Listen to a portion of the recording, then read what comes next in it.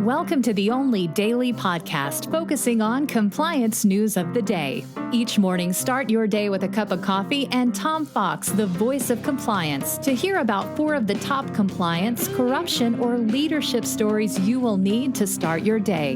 The Daily Compliance News is a production of the Compliance Podcast Network. February 10, 2020, the Corporate Spying Edition. First up, from the Financial Times, a CitiGroup trader was suspended.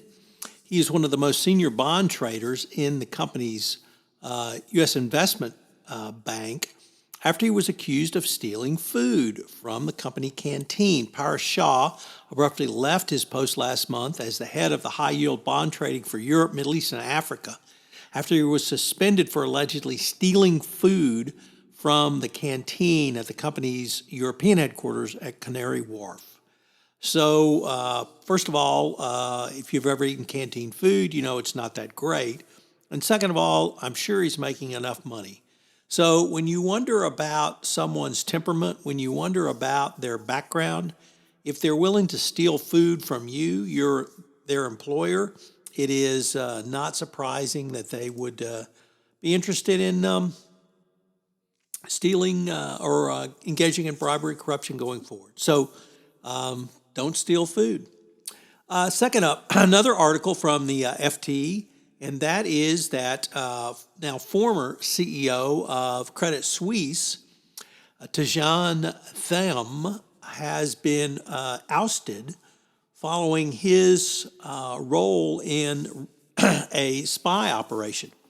He had been locked in a power struggle over his running of Credit Suisse, and then it popped up, or turned out rather, that 2 cases had occurred where the company had spied on current and former employees because of Mr. Thiam's belief that they were engaged in some nefarious conduct.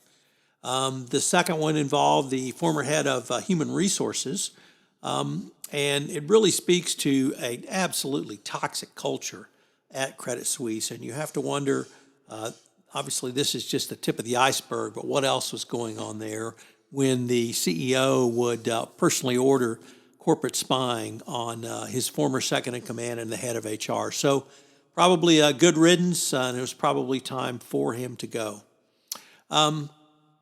Next up, from the Washington Post, a very disturbing story about a CEO who was on an Uber ride. He got in a dispute with a driver because the driver didn't want him to sit in the front seat. The driver was black, the passenger was white, and the passenger called the driver the N-word, so he engaged in racial harassment. The CEO was, to his company's credit, he was fired by his company. The CEO was a gentleman named Hans Berglund, and the driver had installed security cameras in his car and had taped the entire interchange. So good for the Uber driver for taping it. I'm sorry he had to go through this, but an appropriate punishment for, once again, a CEO. And if he was willing to do that to an Uber driver, you have to wonder what he was willing to do to his own employee base. And then another story, there are 6 Americans in Venezuelan jail. They are executives with Citgo, which of course is owned by the Venezuelan national oil company PDVSA. And they have been under arrest in Venezuela since 2017. They've been released to house arrest, and now they've been rearrested and put back in jail. It's not clear what, if anything, the Trump administration is doing for these 6 Citgo employees, but it points out the difficulty that Citgo finds itself in when your senior executives go to see the bosses and they are arrested.